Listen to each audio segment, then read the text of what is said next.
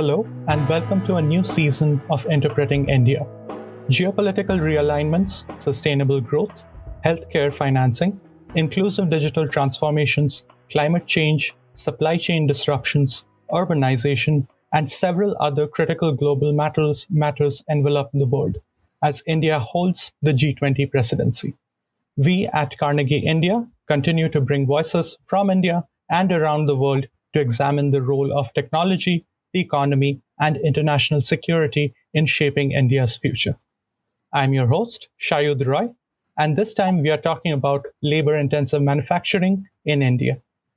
In this episode of Interpreting India, we will be looking at the importance of labor intensive manufacturing, the problems it faces, and what led to the present circumstances. India's development has not been uniform and has leapfrogged from agriculture to services, skipping over a manufacturing phase. But the agriculture and services sectors, however, typically do not create enough productive jobs for those at the bottom of the education and skills ladder. There is thus a need for labor-intensive manufacturing to absorb those with low levels of education and skills, but only around 11 to 12% of the total employment is in manufacturing, and this share has been essentially flat for 2 decades. There is also too much labor employed in the low productivity unorganized sector and too few jobs in the high productivity formal sector. As recently as 2015 to 2016, the unorganized sector continued to employ over 70% of total manufacturing employment. Inclusive growth would require us to find ways to enable formal manufacturing to prosper. To discuss these issues, we are joined today by Dr. Radhicka Kapoor. Dr. Kapoor is a visiting professor at the Indian Council for Research on International Economic Relations, in addition to having previously worked at the Planning Commission and at the International Labour Organization, Geneva. Her research interests include poverty and inequality, labor economics, and industrial performance, and she has published extensively on labor-intensive manufacturing in India and has recently edited and contributed to a collection of essays in honor of Dr. Ishar Ahluwalia called A New Reform Paradigm. Dr. Kapoor, welcome to Interpreting India. Thank you. It's a pleasure to be here. It has been illuminating to read your work to get a sense of the state of manufacturing in India. And I want to use this opportunity to help us, understand, if you could start by setting some context on what hurdles manufacturing in India faces. So, before actually outlining what are the hurdles that the manufacturing sector has faced in India, I think it's important to reiterate the importance of manufacturing-led growth for a country like India. And you have already done that very succinctly in your introduction. But let me nevertheless reinforce this issue because India really stands out for its idiosyncratic structural transformation, where we have gone from a stage of agricultural-led growth to service-led growth. And unlike other countries, which at similar levels of development were driven by manufacturing-led growth, India's structural transformation trajectory has not been like that. Now, of course, there is, it is believed in, some people argue that, it's fine that we've had this process of idiosyncratic structural transformation, that services-led growth may be the answer to both growth and job creation. But I think it is important to recognize that historically, no country has been able to become a developed or advanced country without going through this phase of manufacturing-led growth, because the sort of backward and forward linkages that the manufacturing sector has with the rest of the economy is far stronger as compared to any other sector of the economy. More importantly, if you look at the profile of India's labor force, you would see that vast majorities, and again as recently as 2018-19, the periodic labor force survey data tells us, and I picked this point because it is pre-pandemic data, tells us that almost a quarter of people basically have very low levels of education. And if you were to use that education as a proxy for their levels of skills, what we're basically saying is that a very large share of India's population, its labor force is still, low skilled or unskilled. And when these people are exiting the agricultural sector, which is what was happening in India till 2018-19. It is the manufacturing sector which creates jobs for these kind of people. The service-led growth model basically creates jobs for the very highly educated, for the very highly skilled, which despite the rapid advances that we have made on the education side, we still haven't attained that level where our population, our labor force is so educated that everyone can be absorbed in these high skilled services. So therefore, at this point, especially when there is a huge conversation happening about India's demographic dividend, India will be able to realize that demographic dividend only if it creates productive jobs for its vast labor force. And there, the role of the manufacturing sector is crucial. It has to emerge as that engine of job creation. Now, to answer your question about what are the hurdles, if anyone has sort of, eyeballed the literature on the subject, there are a vast set of issues. They range from India's labor regulations, infrastructure bottlenecks, difficulties in accessing credit. There are issues to do with land acquisition, environmental clearances. There are issues to do with the lack of skilled labor. The fact that doing business in India is very difficult. There are these complex rules and regulations and procedures, all of which serve as a bottleneck. There is a role of India's trade policy in that as well. So it's a confluence of factors, as a result of which, 3 decades after liberalization, also, the manufacturing sector still accounts for anywhere between just 17 to 18% of India's GDP. And it still accounts for just about 11 to 12% of employment. And of course, we can disentangle these bottlenecks in more detail because they might vary across labor intensive and capital intensive industries. And here, since we are setting the stage for this conversation, it's also important for me to highlight that within manufacturing also, in India, it is capital intensive industries which have performed well in the formal manufacturing sector. So you have things like, the motor vehicles industry, chemical and chemical products. All of these have the capital intensive industries which are not that employment intensive. They have performed far better than labor intensive industries like textiles, apparels, food products, and so on, which could have created more jobs. And here we are talking about the formal sector. And we'll get into this dualism in the manufacturing sector, I guess, during the course of this conversation. So let me stop at this point. Sure. Thank you very much for that introduction. So I'm going to start by taking up on just one facet of all the causes that you mentioned. And of course, as you said, a lot of the hurdles in manufacturing are vast and varied. But just to start with, one of your papers, the one that you wrote in 2015, and also I'll try to weave in this with another paper that you wrote in 2019. And this has to do with the issue of labor regulations.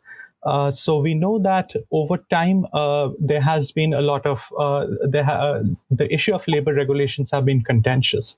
And people have said that, there are problems with the IDA Act and about retrenchment laws and things like that.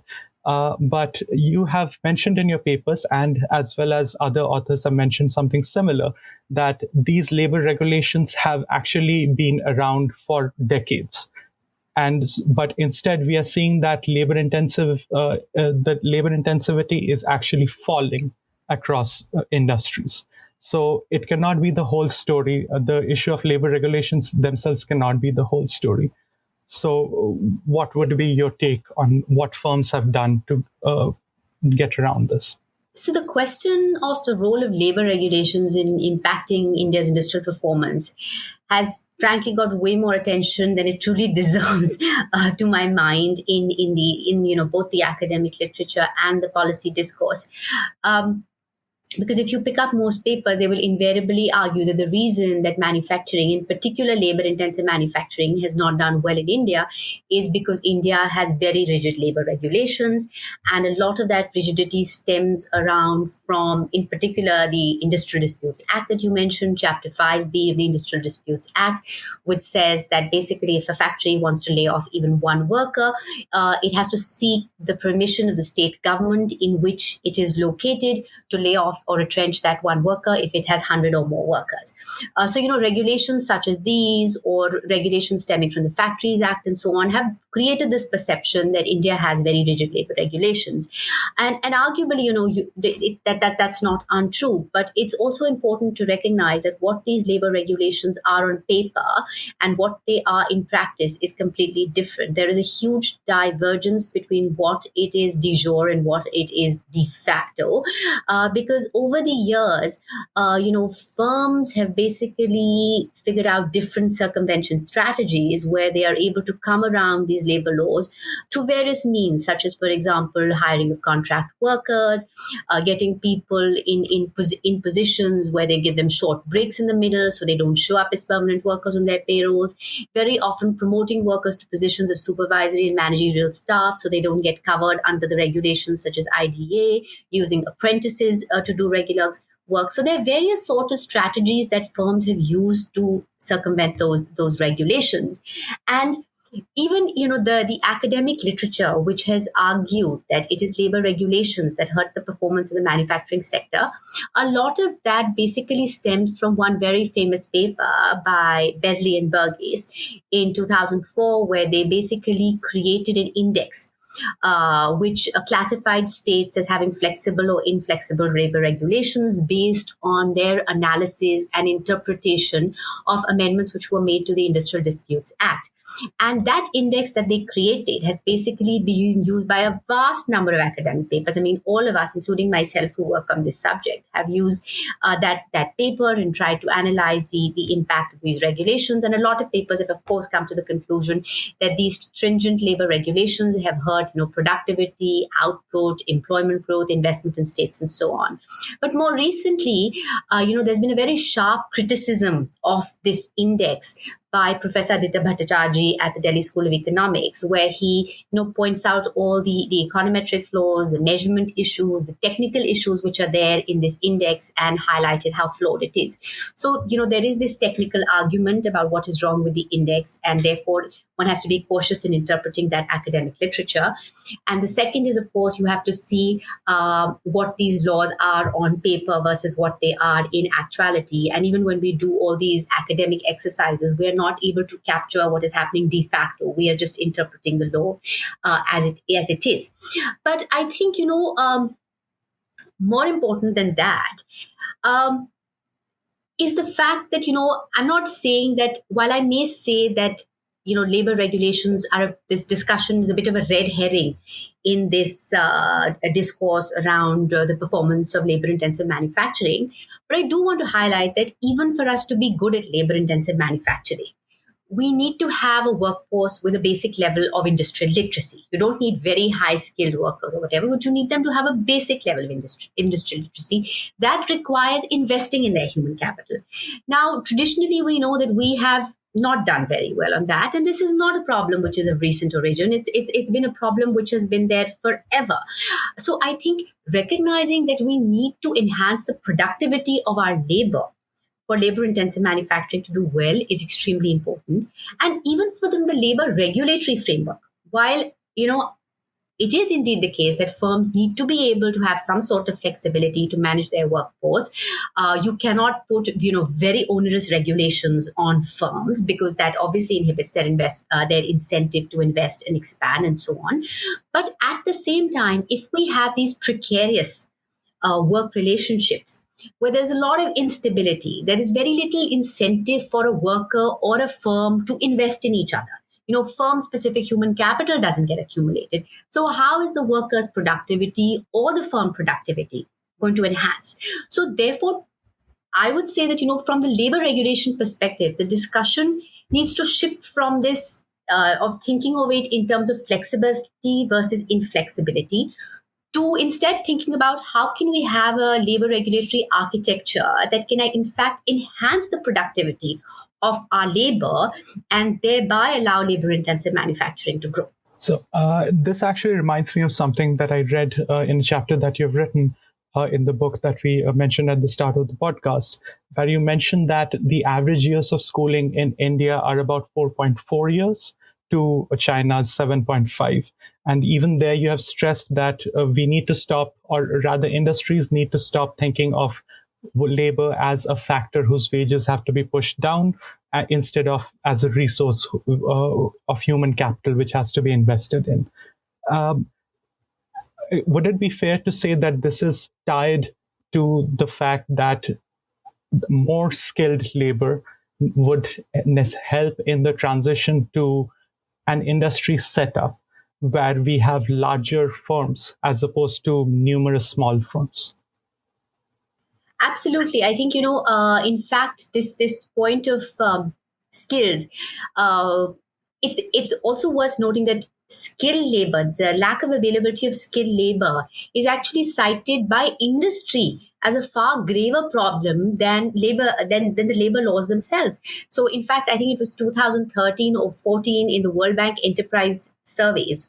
The firms were asked to list, what are the constraints that they are facing. And here it was actually skilled labor, the lack of skilled labor that emerged as one of the top one or two constraints. And labor laws were below at like number 5 or number 6.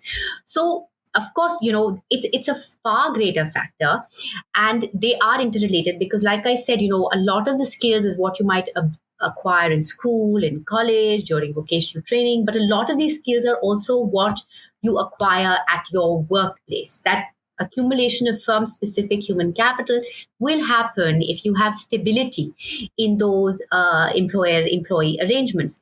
And there is absolutely no denying the fact that skilling, in fact, is going to become an even bigger issue going ahead, because as there are rapid changes in the world of work, there are going to be new techniques of production. There is already a reasonable amount of automation which is happening, and we see it happening in the very capital intensive sectors.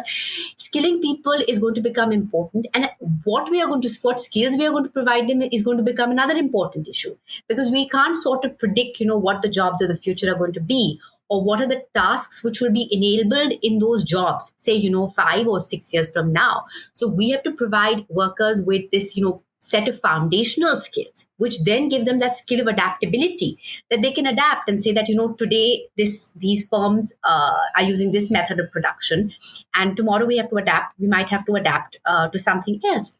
And it's ironic, by the way, the disconnect between education and skills, because on the one hand, if you look at the data that comes out from the periodic labor force survey, you see that you have the highest unemployment rate for educated youth in India. And yet you have industry complaining that one of the biggest constraints they face is the lack of skilled labor. This is also telling us something about when people are educated on paper, how job ready or employable they are perceived as by industry. So smoothing that transition from your school to your workplace, and the role of skilling in that to make people job ready is extremely important. And of course, I'm sure we'll go into more detail on this issue of firm size, which you flagged. But yes, of course, larger firms will use more modern techniques of production. Larger firms provide better wages. They generally, the value added per worker is far higher in larger firms compared to micro and small enterprises.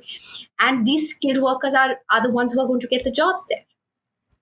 And in fact, very often, because of their inability to find those jobs, productive jobs, because they may not have the right skills, they are forced to work in the informal sector, or they are forced to set up own account enterprises or micro enterprises. And so you end up with this firm size distribution where basically 95% of enterprises in India are less than 5 workers, if you include that entire space of organized and unorganized sector and count in the own account enterprises. And a lot of that stems from the inability of people to actually find formal jobs in big industries. So just to follow up on that point, you have said in your 2022 paper that if we look at the distribution of employment, we see a large mass of people who are employed in these very small micro, perhaps self-owned enterprises. And then we have a very large mass of workers are employed in very large industries. And we have a very low mass of workers in industries that are firms that are of medium size. However, if we look at the distribution of industries themselves, the industries themselves are skewed very heavily towards small enterprises. So we have a larger number of really small micro enterprises as opposed to very large enterprises, which are on paper, it would seem that very large enterprises are almost vanishingly small.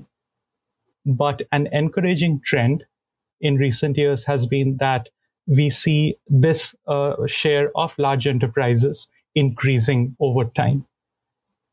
What would you say is driving these changes? Okay, so before I answer this question, I think let me just sort of clarify a little bit about when we are saying, and you're talking about this paper from 2022. What I've done in that paper is basically I combine data, enterprise level data from both the organized and the unorganized sector, so the formal and the informal sector. Now, in the informal sector, as I just mentioned, most enterprises are own account enterprises. So own account enterprises are those that operate without any hired labor, and if they account for an overwhelming majority. But now let's remove these from the distribution, which is what essentially the paper does. Is it says let's remove these own account enterprises, which you may argue are subsistence enterprises, and now let's look at the distribution of firms out without these enterprises.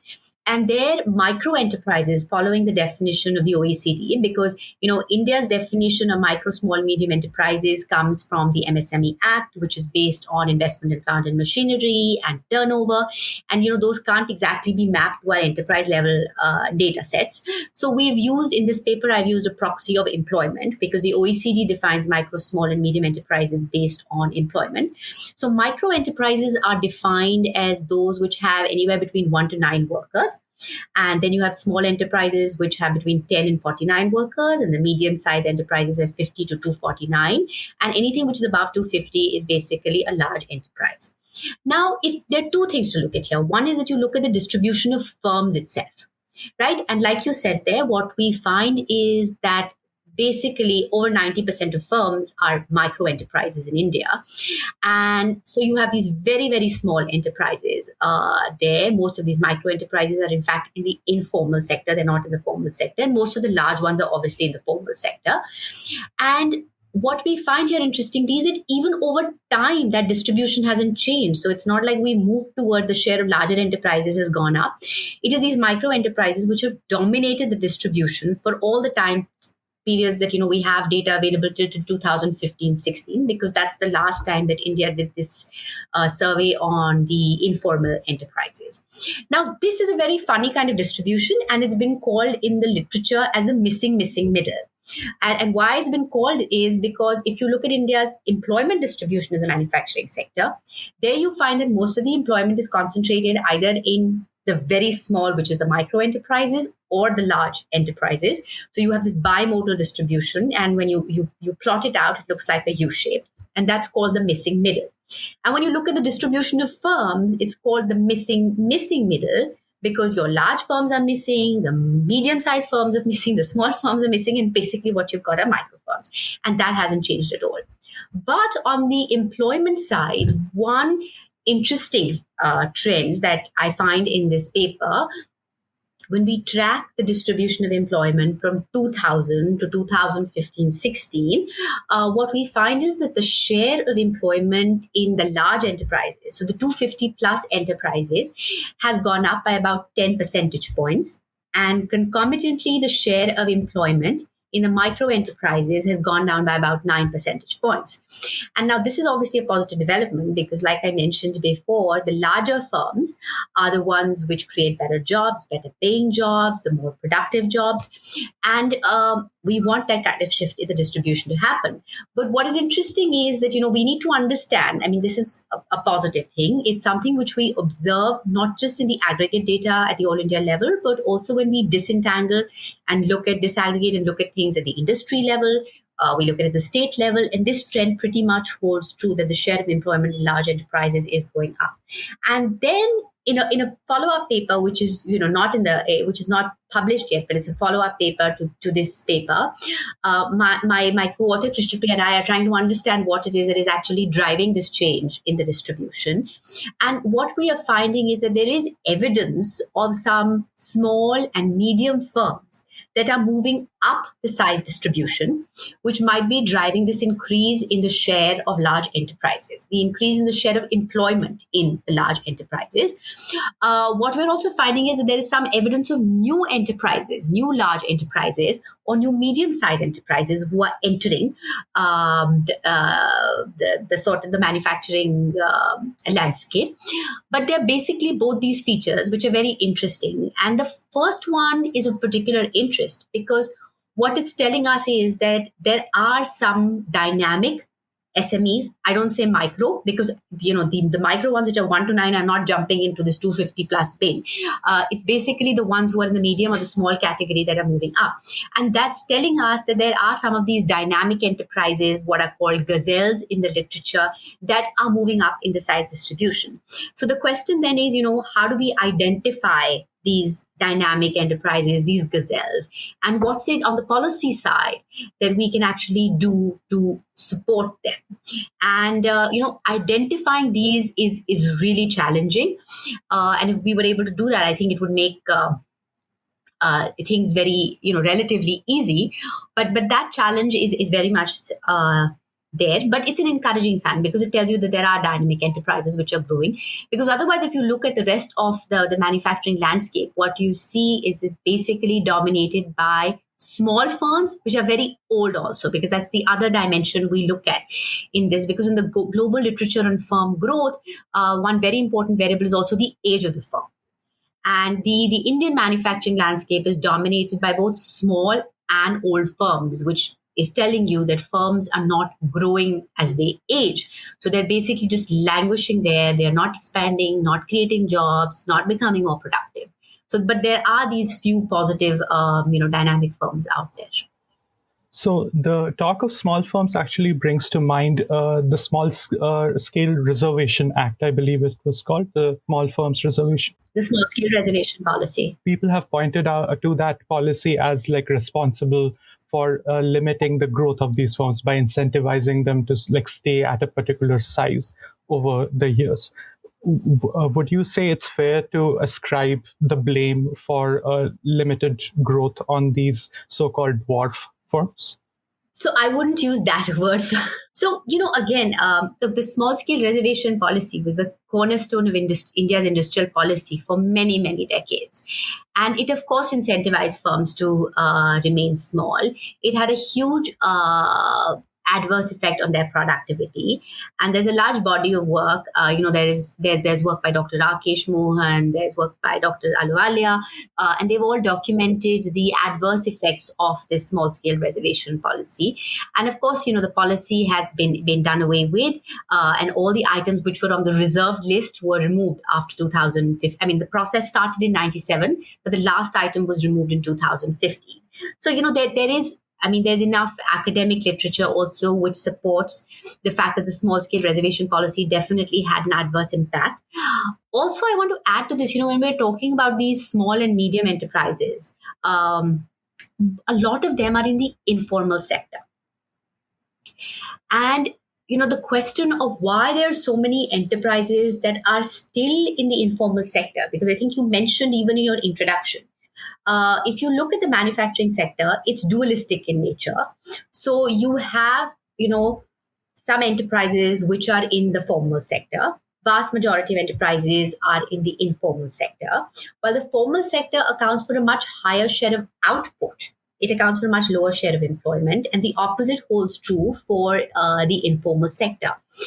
And as a result of, all these policies, also the fact that there was a lot of subcontracting which happened to smaller firms, many of the firms have just chosen to remain small. They've chosen to remain in the informal sector. But it's also important to remember that, a lot of these firms, while there are some firms for which this might hold true, there are also serious problems of productivity here. Now, and some of these firms could actually become more productive if they could access credit more easily, if they had access to their skills, if they were able to access the market, get the right techniques of production and so on. They could become more productive, and that would organically enable their formalization and also encourage them then to expand. So it's important to give them support. The kind of support we're talking about, it could be in the context of access to skills, credit, market, even a lot of differential taxation that was there in the case of the small scale, a lot of the policy support that was given to SMEs. But this policy should not become something that incentivizes them to remain small, because when we put this threshold that, okay, you can avail of these benefits only or if your investment in plant and machinery remains below a certain threshold or your turnover remains below a certain threshold, what incentive will the firm have to expand? On the other hand, perhaps another way of going about it would be to say, we're going to give you the support for 3 to 5 years. And then, you make what it is of that. And then you're on your own. So if it's based on, a time limit, as opposed to saying you stay below this and then you get the benefits, of course, it's going to, it will encourage firms to expand. So I'd like to just touch on the issue of productivity for just a quick second. So this brings us back to your book again, where it lays out quite clearly why we should make manufacturing a priority, where you basically show us that on average, for like high-skilled sector services jobs, you have productivity that is maybe 4 to 5 times the national average. And for manufacturing, it is up to 1.5 times the national average. And so we have these gaps in productivity that we can bridge by allocating labor more efficiently. So I'm trying to connect the issue of greater productivity to higher wages, which is, I think, in one of our end goals here as we sort of try to bring more workers into the formal sector. And one of the things that firms have been doing for a long time now, from the early 2000s, is they have been getting around inflexible labor regulations with the use of contract workers. So some of this was helped by some very prominent judgments, such as the Steel Authority of India Limited Judgment of 2001. But there were others for example, the case of the International Airport Authority in 2009. And each of these judgments have basically weakened the links between an employer and a contract worker, or the obligations that an employer has towards a contract worker. And firms have been making use of these opportunities. So you have what I thought were some very illuminating points on this trend, particularly in Krishnapriya and Kapoor and Krishnapriya 2019, where you talk about how firms might be using contract labor as a bargaining tool against their formal workers. So I have a two-part concern here. Firstly, do you think that this bodes poorly for any formalization that the country can achieve in the medium term? That if we formalize more, we would only expect to see firms take more advantage of these contract workers and use them as a cudgel against formal workers. And secondly, this goes to the paper. How did you and your co-author come to suspect that this might be happening? Which is a process that I found very interesting. It's very well reasoned out in the paper, and I think it would be really helpful for us to if you could walk us through that logic. Okay, so before I go to that, let me just outline one definition, which is this whole idea of formality, because we're using this jargon so much in this conversation. There is the formal sector and the informal sector. And here, the formal sector will be defined by enterprises, say, in the manufacturing sector, it is enterprises which are covered under the Factories Act, which have, 10 or more workers and operate with electricity and so on. So there is an enterprise-based definition of formality, which tells us if the firm or the enterprise is in the formal or the informal sector. But then there is also an employment-based definition of formality. And by the way, all these definitions are coming from the ILO. And the employment-based definition of formality comes from things like, do you have access to social security? What is the security of your tenure, and so on. And different countries define a formal or informal employment arrangement in different ways. In India, we say that if you have access to at least one social security benefit, you're considered a formal worker. Now, when we say informal employment, what we are talking about is basically, people who are employed in the informal sector, most of which predominantly 99.9% have no access to social security. But we are also talking about people who are in the formal sector but are informally employed, which means there are many people in the formal sector also who don't have access to social security. So I could be working for an enterprise which is registered under the Factories Act, but my work arrangement may be such that I don't actually have access to social security. And so therefore I'm defined as an informal worker. So there are these two definitions. And when you combine that enterprise-based definition with the employment arrangement-based definition, then you get this whole idea of formality and informality.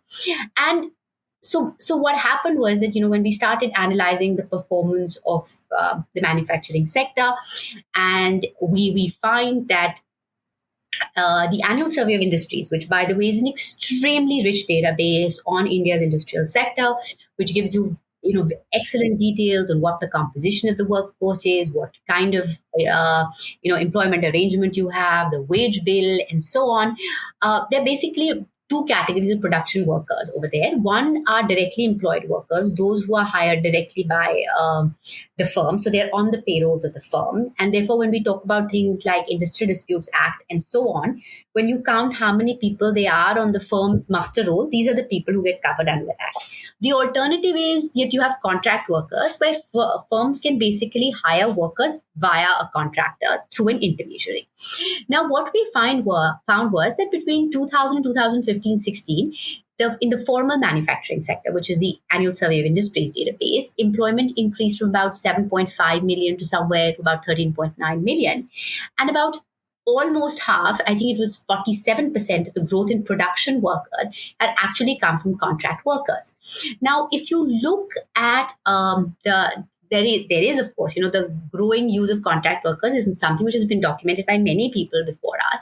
And many have argued that it is, in fact, India's rigid labor regulations which are responsible for this phenomena. But when we started disentangling and looking at, what are the kind of industries where contract workers' share is increasing, or what are the kind of states where the share of contract workers is increasing. Now, what you would expect based on all the existing work there is that you would expect to find greater use of contract workers in labor-intensive industries, because obviously your so-called rigid labor regulations would bite more in labor-intensive industries. You would expect a greater contractualization in states which are seen as having inflexible or rigid labor regulations, because again, that's where they would be biting labor-intensive industries more. But when we started slicing and dicing the data in different ways, what we found was that this was in fact not the case. Interestingly, we found that it's actually in capital-intensive industries, which over time have started using more contract labor. Similarly, we found that it was both in states which had flexible and inflexible labor regulations, that the share of contract labor had increased. So there was no defining trend there vis-a-vis labor regulations. Also, it was large capital-intensive industries. It's not the firms which were in the 50 to 99 bin where one traditionally argues that labor regulations bite because the IDA kicks in at 100 workers in most states. And we didn't find any of that happening. The other argument for the use of contract workers is that contract workers are in fact cheaper than production workers, than directly employed workers, which of course is something which was there in the ASI data as well, because we could disentangle their wage rates, because we have wonderful details on the entire wage bill. But what we found was that even though contract workers were cheaper than the directly employed workers, over time the wage differential was narrowing down. And that was something that was really, made us sort of think, why is this happening? That when contract workers are becoming relatively, I use the word relatively because they are still cheaper, but relatively becoming more expensive over time as compared to directly employed workers, why are so many firms hiring them? And more so, why is it that they're doing it in capital intensive industries, in large capital intensive industries, and across states, not just states which have inflexible labor regulations. And of course, we started looking at some of the literature which is in the West on the use of how firms sometimes outsource work to workers outside the firm, or they develop this alternative pool of workers to whom they can, give the work. And the idea there is that basically by having this alternative pool of workers, they are actually able to suppress the bargaining power of their directly employed workers. So that then helps to suppress their bargaining power and then their wage bill and the wages of directly employed workers. And that's exactly what we found to be the case in this paper. I mean, it's empirically validated. We've developed a theoretical model and the trends support it. And so the argument is essentially that the other thing over here is that what we found is increasing use of contract workers, but over time, it's not like labor regulations have become more rigid in India. In fact, post 2000, 2001, they have only become more flexible with various amendments. And as you pointed out to the various judgments, they have only encouraged the use of contract workers by absolving the firm of any responsibility vis-a-vis the contract worker. So, it's clearly not that. And so then we find that, there is another very important benefit that firms have. And this was borne out by the fact that when we actually looked at the wage growth, the real wage growth of directly employed workers in India's manufacturing sector, it was flat over that period. And that's something which was really alarming and actually goes to say that, look, these labor regulations, not only, do you have the argument about how firms are complaining that it discourages us to invest, expand, and so on. But on the worker side also, what's basically happening is that the wages are not growing, right? And if so, the real wages of directly employed workers in the manufacturing sector are not growing up. That's, workers are being used to suppress the bargaining power of another type of workers, and it's just hurting their interests over there. So, if I could ask just one slightly unrelated question, would you say that the proliferation or the relative growth of capital-intensive industries as opposed to labor-intensive industries is in part driven by an inverted tariff structure? Well, to my mind, that inverted tariff structure hurts both capital and labor-intensive industries. I think for manufacturing to grow, as I mentioned in the beginning, you have to have a trade policy which is aligned to the growth of that sector. And that has not only to do with your imports, because having access to quality, reasonably priced imports is important to be able to produce competitively to cater to international markets. But I think also to have free trade agreements where you can get your goods out, get them to access markets more cheaply is very important. So I think that factor, to my mind, has plays on both sides. But one industry that definitely stands out in this context is the apparel industry, which is a highly labor-intensive industry, which has the potential, enormous potential, to my mind, of creating jobs, productive employment for not just men, but also for women, which is very important in the context of the discussion that we have around the low participation of women in economic activity in India.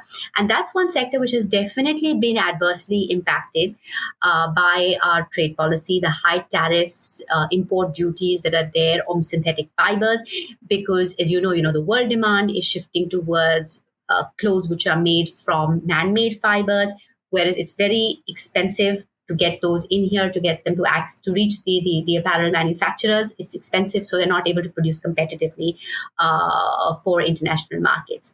But, I'm going to sort of flip your question and say that if you ask me that what is the one factor, I wouldn't say trade policy is a very important factor, like I said in the beginning. I would say the fact that, we've really not recognized and given labor-intensive manufacturing its due in India's industrial policy discourse. And again, as I mentioned this in the book, it's nothing which is of recent origin. Of course, you see it playing out in things like, even if you look at the production-linked incentive scheme today, they haven't picked very labor-intensive sectors. Though, I'm I'm very happy that we have an industrial policy, and that it's important to have certain targeted sectors. But it would, from an employment generation perspective, it would be useful to have more labor intensive sectors in that list. But even if you go back to India right after independence, you look at the second 5-year plan, which laid the foundations and the framework for India's industrial growth, the Mahalanobis strategy of industrialization. The focus there was on capital goods. And of course, there were compelling reasons for that as well at that time. There were strategic reasons because we had just become independent. We didn't want to be reliant on others for capital goods. We didn't think that through labor intensive, we would be able to earn enough foreign exchange to import capital goods and so on. There were various, the capital intensive industries were seen as temples of modern India. Labor intensive industries were not seen that in that manner.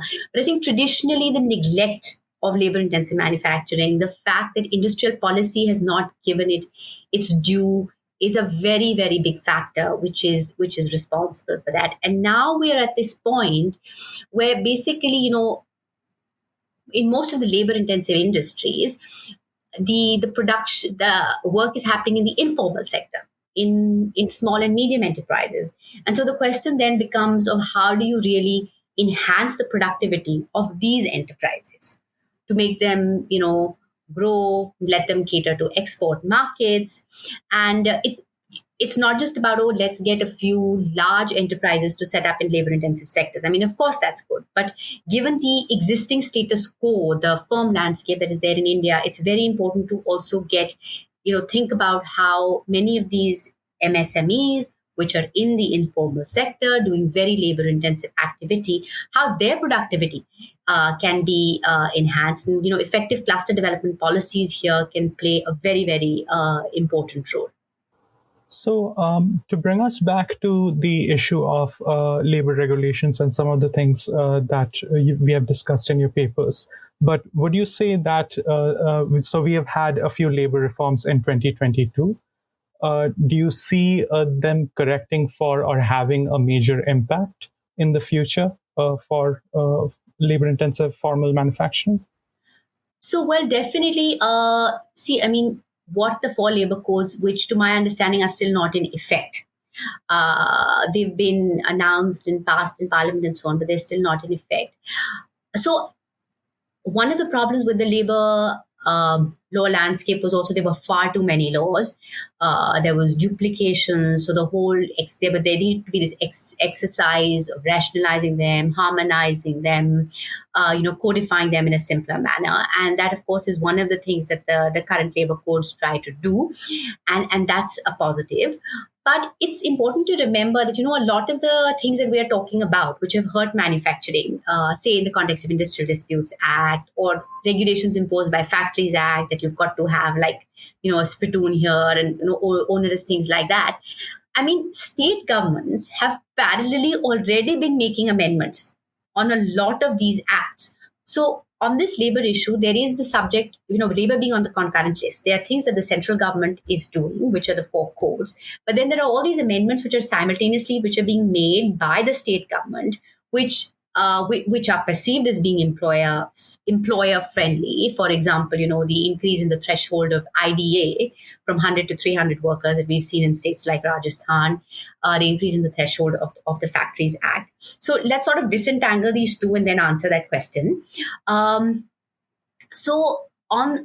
If you look at these amendments which have been done by the state governments, at this point, there's very little empirical evidence to actually back the fact that they have led to growth of investment or employment or output or number of firms in the manufacturing sector. Now, again, this is because, like I said, sometimes I think we are getting lost in this argument of the importance of labor regulations. It might be a bit of a red herring because of the rest of the enabling environment for industry to grow in a state. The rest of the investment climate is not conducive. Then even if you say like relax and give a holiday to all labor laws, it may not attract industry, right? If you don't have your infrastructure in place, if you don't have uninterrupted power supply, if you are not able to provide skilled labor. So we actually, this is again a paper that I'm working on with my colleague Krishna Priya, where we've tried to examine the impact of the amendments made by Rajasthan. And so far, we haven't really found any positive impact on any indicator of industrial performance. And yes, so therefore, there are many other important factors like the ones we've been discussing all along that matter. Now, on the codes, again, a lot of the codes, like for example, the industrial relations codes and so on, they are being perceived as being employer friendly. There are some positives here, by the way, but I don't know how it's going to pan out. And let me just mention a few. For example, there is the introduction of fixed term employment, which is a good thing and basically should typically discourage contractualization, because at least what fixed term employment does is that while there are no costs that the firm has to bear when it retrenches or lays off a worker, I mean, it's a defined contract. So you don't have to bear any burden when the firm doesn't have to bear any burden when the person's contract gets over. But for that duration, you have to provide social security during the period they are working. So that's a very positive development. But we have very little data at this point to tell us how this fixed term contract has panned out. Are firms actually hiring on fixed term contracts, or are they continue to hire contract workers?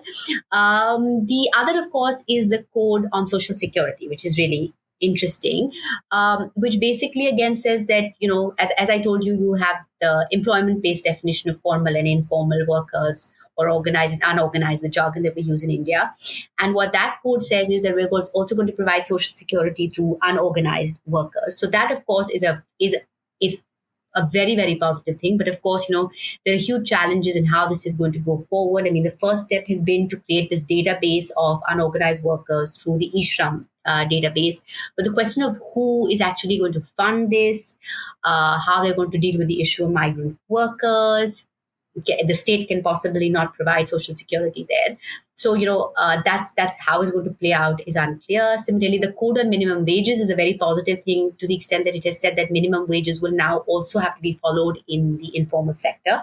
But again, we don't know how you can possibly impose minimum wages in the informal sector, especially, when you have so much casual labor, and anyway 50% of employment is self-employment in India. So I think on net, it's unclear how this is going to pan out. There are a lot of pros and cons on both sides, but I would still answer this question by saying that just making labor regulations being more employer friendly, which, as I said, we have to move beyond that conversation of rigid and stringent, is not going to even motivate industry to invest unless the rest of the enabling investment climate is right for them to invest.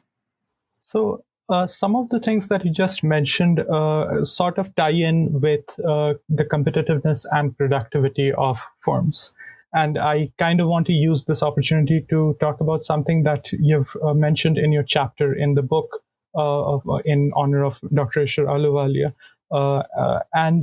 So there was a line there that I hadn't really considered until I read it, which is you stress the importance of improving productivity and competitiveness for firms, small and medium firms in the informal sector, such that eventually we may see a transition to greater productivity and competitiveness in the formal sector. Could you perhaps expound on the process behind that? Yes. So, if you think of the whole process of structural transformation and what Arthur Lewis said, and how basically, you have to reallocate your labor from low productivity to high productivity activities. And when we say low productivity to high productivity, we often mean informal to formal, from the traditional to the modern, from the agriculture to industry and services. And that's basically, been this process of structural transformation in most economies. And, there's a little nuance that you can add on that, which is basically, something which has been pointed out by two economists who were at the ILO, Noman Majid and Professor Ajit Ghosh.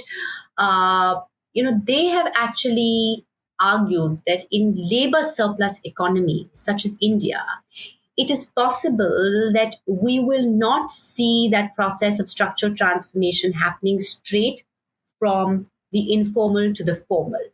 But because that informal sector is so large, it is so heterogeneous, the fact that there is an entire continuum of productivities. It's not a binary of like, informal zero, formal one, but within that informal, there is a continuum of productivities.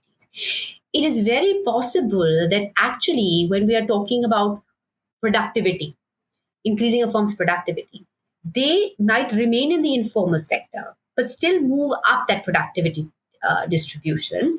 And that might be the first process before which they actually become productive enough to jump and be in the formal sector.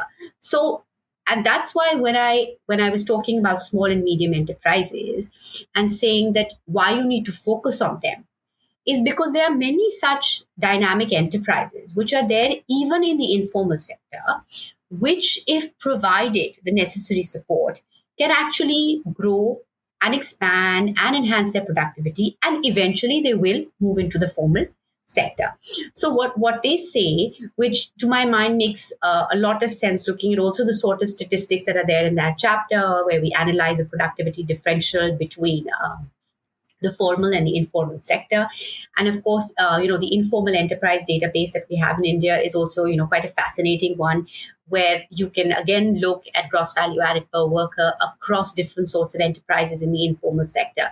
That also seems to be suggesting that there is some productivity improvement increase that is happening in that informal sector. So the point I'm basically trying to say is to sort of brush the entire informal sector under the carpet and say that we just need to formalize it. We have to be a little careful in understanding the nuances and the heterogeneities in that sector, because they are, in fact, while you do have a very large number of own account enterprises or subsistence enterprises, basically which are just making enough to go by for survival, there are also others which have that potential to grow and expand. And interestingly, if you go to this database of the informal sector database that I'm talking about, you will find firms which have about 20 workers.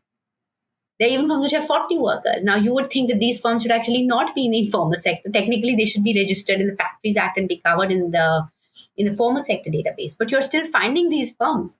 So it's really quite baffling. I mean, I think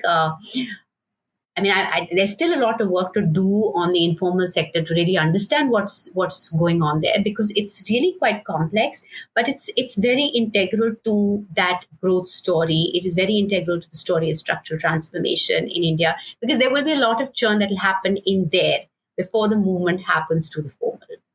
So another thing that sort of might be interesting for us to think about is so we talked at the start of the episode about a lot of issues that have held back productivity and competitiveness for manufacturing in general. Some of this has to do with inverted tariff structures, lack of credit, infrastructure, perhaps the lack of electricity supply, things like that. Amongst these factors, one that often comes up is that of infrastructure. And we know that the present government has made a lot of pains to improve road connectivity and rail connectivity and so forth. But if you look at the logistical, the LPI index at the World Bank, India actually at present is not doing too poorly relative to other nations that have taken great strides in manufacturing recently, like Bangladesh or Vietnam. So what would be your thoughts on how big of a factor infrastructure currently is for manufacturing, and if it should even be in the same category of concerns as, let's say, lack of electricity supply or a lack of credit? I think it's hugely important. It's as important as any of the other factors, in fact, that you mentioned. So I think that the focus that there is, the big thrust that we see on infrastructure is hugely welcome, and also because one is the indirect the effect that of course infrastructure has on enhancing the productive capacity of the economy and encouraging investment, and then job creation and growth and so on. But also there's the direct effect. Because, by the way, infrastructure activity in itself also creates jobs. And then because in creating that infrastructure activity, the goods that are used are often generated by the manufacturing sector as well.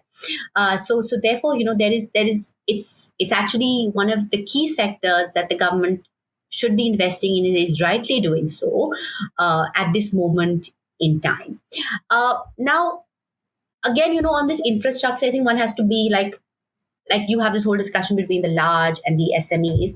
I would sort of say that, okay, so in one bucket you have these very big projects, building of these highways, these airports, all of which are exceedingly important for getting your goods out there, for improving that investment climate, productive capacity, and so on of the economy.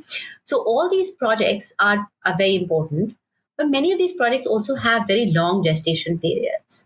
So while you pursue these projects, it's also important that there's smaller projects, smaller infrastructure projects, more local projects, which are done, which can immediately enhance the capacity of the local economy. And this is especially important when we are talking about all these micro and small enterprises, which are in the informal sector, which are often in rural areas. They don't have, they can't access their basic inputs, or they don't, have the road to get their product to the market, and so on. So one also needs to think about, while we have all these grand projects which are there at the central level, the role of the state and the local governments is also very important over here in providing local projects that can immediately enhance the competitiveness of SMEs. And in this, I should actually highlight one very interesting case study that I came across. In fact, there's a wonderful book which analyzes about 10 clusters, industrial clusters in India, which is written by which has been edited by Professor Nagaraj. And one of the clusters that they picked up over there is the Morbi industrial cluster, and they talk about the ceramic tiles over there. And over there, when they document the success of that cluster, what the manufacturers point out is that actually, there were just basically 2 or 3 prerequisites that they required, which the local government, the state government provided them. And that helped improve their productivity enormously. I mean, it was, basically they wanted natural gas pipeline, they wanted uninterrupted power supply. I mean, just basic things like this that, also don't perhaps require the sort of clearances and permissions that a lot of these big projects require. But they were immediately able to improve their competitiveness and productivity. And it's documented, I think, even in the book that, today, at one point, they were fearful of Chinese imports because of the tires that were coming from China. And now, basically, it's this Morbi industrial cluster, which is a huge supplier to the Middle East. So I think it goes to show that a lot of interventions that can happen at the local level, and a lot of these infrastructure bottlenecks especially can even be addressed at that level, especially for MSMEs sometimes. And I think more broadly, this reiterates what I've been talking about in general, that for the manufacturing sector, there is what can be done by the central government. But a lot of the real action will have to happen at the state level. And so you'll have to have state governments, chief ministers, mayors, whoever at the local level to be very enthused about manufacturing. I mean, the fact that the central government put out a policy like Make in India, that they want to create, 100 million jobs out of manufacturing.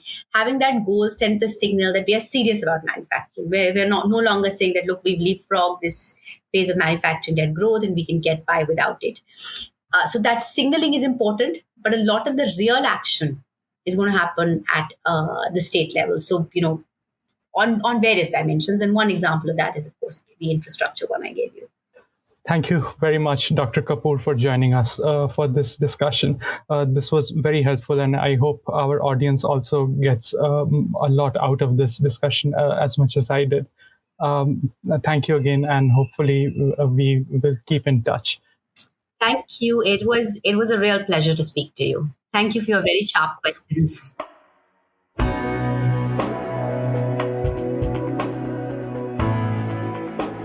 We'll be back in 2 weeks with a new episode. To make sure you don't miss it, be sure to subscribe on Apple Podcasts, Spotify, Stitcher, or wherever you get your podcasts. To learn more about our research and team, you can visit us at carnegieindia.org. You can also find us on social media on Twitter, Facebook, and Instagram. Thank you for listening. See you next time.